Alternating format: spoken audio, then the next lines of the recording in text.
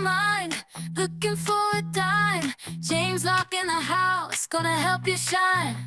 Welcome to the Pool Locke YouTube channel. I'm James Locke. Today we're going to answer some of the Ask James questions of the day.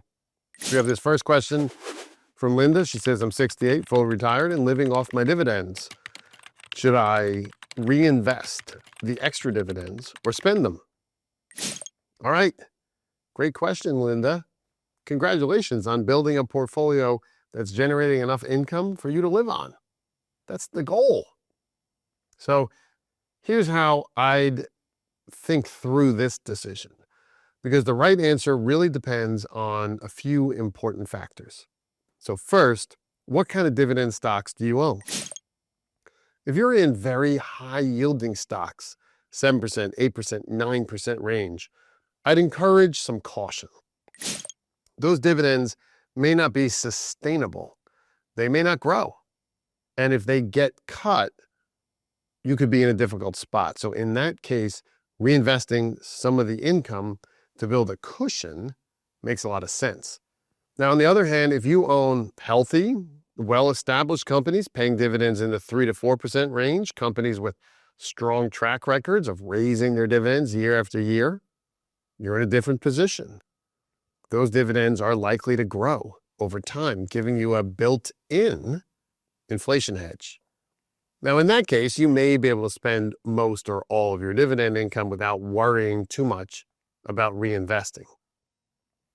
Second, what's your personal situation? How's your health? What's your family history of longevity? What are your lifestyle goals? Do you have heirs you want to leave something to? These aren't just financial questions, they're life questions. And they matter enormously when deciding how aggressively to spend versus reinvest. Some people decide, I want to enjoy the next 10 years while I'm healthy and active. I'm going to spend the income. Others say, I want to reinvest some now, so, that my income grows larger over time. Both approaches are completely valid. There's no universal right answer. There's only the right answer for you. Now, third, how bonds and stocks compare with this regard. Now, with bonds, reinvesting your interest is often the main strategy for building an inflation hedge. Since bond interest payments typically don't grow on their own, but with healthy dividend growth stocks, the companies themselves are doing the heavy lifting, raising dividends over time. Now, sometimes every single year. Right? And that's a meaningful difference that favors dividend stocks for long-term inflation protection. So this is really a thoughtful question, and it reflects exactly the kind of strategic thinking that really serves retirees well. Great question. And as always, if you want to send in your question, you can do so. We'd love to get it. Email your question to poollocke@poollocke.com. Let's move on to our second question. It's from Bill, and he says, I keep hearing about dividend ETFs and funds. Are these better than picking individual stocks? Bill, this is a great question, and one I get all the time. The honest answer is it depends. It depends on how much you're working with and what your priorities are. If you have less than $250,000 to invest in dividend stocks, dividend ETFs, exchange-traded funds, can be a genuinely cost-effective way to get diversified exposure to a broad basket of dividend-paying companies. They're simple, liquid, reasonably transparent. Now, for someone just getting started with dividend investing or someone working with a smaller pool of capital, a well-chosen dividend ETF can be a solid foundation. Now, if you have more than $250,000, individual dividend stocks may offer meaningful advantages. Here's why I have some concerns about ETFs at larger portfolio sizes. Many dividend ETFs use a barbell approach in their construction. They hold some very low-yielding growth stocks on one end and some very high-yielding, potentially declining stocks on the other end.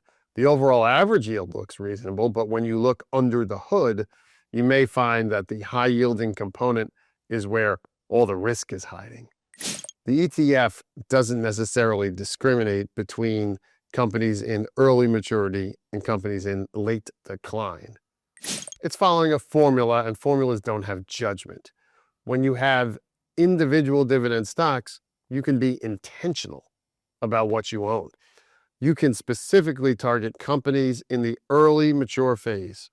You can avoid companies that show signs of entering decline. You can avoid the ETFs that game the dividend strategy to produce attractive looking yields. You can diversify across sectors in a way that's tailored to your income needs and risk tolerances. That said, I want to be very clear about this. Don't try to pick individual dividend stocks on your own. It requires deep, multidimensional analysis, both quantitative and qualitative. Done well, individual dividend investing can be a highly effective income strategy. Done poorly, it can result in the exact dividend traps we've always talked about on this show. The right approach depends on your situation, and we'd always love to help you think through it. Great questions today. Hey, if you have a question, send it in. Email your questions to poollock@poollock.com. And if you like what you heard, go ahead and like and subscribe to our channel. I'm James Locke, your retirement income source. I'll see you next time. Money on my mind, looking for a dime. James Locke in the house, gonna help you shine. Retirement is near, don't you live in fear. Listen up, my friend, let me make it clear.